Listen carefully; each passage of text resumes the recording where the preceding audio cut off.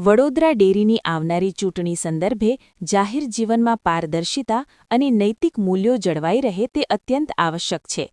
તાજેતરમાં મીડિયા અને સત્તાવાર દસ્તાવેજોમાં ઉપલબ્ધ માહિતી મુજબ કેટલાક ઉમેદવારો અંગે એપીએમસી વડોદરા સાથે સંકળાયેલી મોટી રકમના ડિફોલ્ટ તથા કાનૂની કાર્યવાહી બાબતે મુદ્દાઓ પ્રકાશમાં આવ્યા હોવાનું જાણવા મળે છે. જાહેર માહિતી મુજબ સંબંધિત બાબતો અંગે નિયામક ગાંધીનગર દ્વારા નોંધ લેવામાં આવી હોવાની અને વડોદરા ખાતે સ્પેશિયલ કેસ નંબર 155/2015 દાખલ થયેલ હોવાની માહિતી પ્રસિદ્ધ થયેલ છે.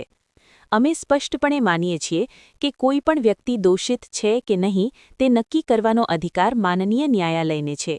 તેમ છતાં સહકારી સંસ્થાઓ જેવી કે ડેરીમાં વિશ્વાસ, પારદર્શિતા અને નૈતિકતા સૌથી મોટું મૂલ્ય છે. આથી જનહિતને ધ્યાનમાં રાખીને અમારી માંગ છે કે સંબંધિત તમામ માહિતી જાહેર રૂપે સ્પષ્ટ કરવામાં આવે. ઉમેદવારો તેમની કાનૂની અને આર્થિક સ્થિતિ અંગે ખુલ્લી માહિતી આપે. રાજકીય પક્ષો અને સંચાલક મંડળ નૈતિક ધોરણો જાળવી યોગ્ય નિર્ણય કરે. અમારો હેતુ કોઈ વ્યક્તિ વિશેષને બદનામ કરવાનો નથી, પરંતુ સહકારી સંસ્થાઓમાં શુદ્ધ અને પારદર્શક વ્યવસ્થા જળવાઈ રહે તે સુનિશ્ચિત કરવાનો છે. જનતા ઈચ્છે છે કે ડેરી જેવી પ્રતિષ્ઠિત સંસ્થા વિશ્વાસ અને જવાબદારીના આધારે આગળ વધે.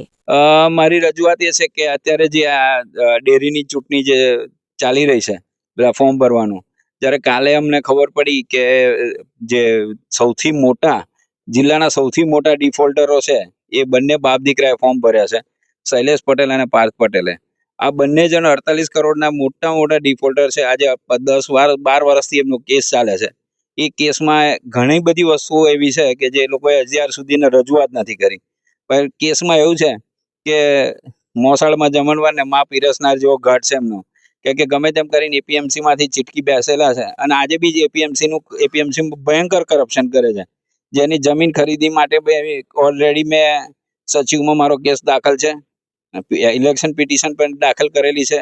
આ બધું જ છે. અને 48 કરોડની જો મોમાં એવું કહેતા હોય, મમાએ પોતાની પેનલમાંથી ફોર્મ ભર્યા છે, તો મમા એવું કહેતા હોય કે ભાઈ અમે 13 ધારાસભ્યો અહીંયા 13 અમારા કેન્ડિડેટ જીતશે, તો મમાને મારે એવું કહેવું છે કે તમે આવા ચોરને કેમ રાખો છો સાથે?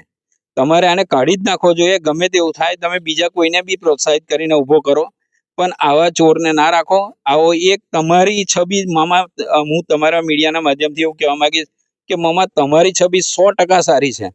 તમે આજ સુધીમાં 100 ગ્રામ શ્રીખંડ તમારા ઘરે નહીં લઈ ગયા હોય, પણ આ ચોરો તો આખી તમે જો એવું કહો છો કે મારું છેલ્લું ઇલેક્શન છે, જો મમા છેલ્લું ઇલેક્શન તમારું હોય તો અમારી તો બધાની પ્રજાની એવી માંગ છે કે આ બે બાપ દીકરાને તમે ખસેડી નાખો. તમે બીજા કોઈ બી કેન્ડિડેટને ઊભો કરીને ફોર્મ ભરાવો, પણ આ બે બાપ દીકરાને તમે અહીંથી બહાર કાઢો. અમારી એક જ રજૂઆત છે. સંજય પટેલ. ઘણી બધી રજૂઆતો કરેલી છે. અત્યારે અમારી ઓલરેડી બધી જગ્યાએ પેન્ડિંગ છે બધી રજૂઆતો. અને આ ખરેખર આ બે બાપ દીકરો બહુ જ ખતરનાક ચોર છે. અમારી એક હમણાં અમને ખબર પડી કે વરનામાં જીનની અંદર અમારા શહેર છે. હવે એ શહેરની અમે 3 વખત કોરસ્પોન્ડન્સ કરી ચૂક્યા છે. એ શહેરની અમને કોઈ વિગત આપવામાં આવતી નથી. એ જમીન પણ કંઈક અમારા આ જે વરનામાં જીનિંગ પ્રેસિંગના નામે છે, પણ હવે એ અમને ખબર નથી પડતી કે અમારે શહેર આવે તો કંઈક ખબર પડે કે અમે કંઈક કરી શકીએ.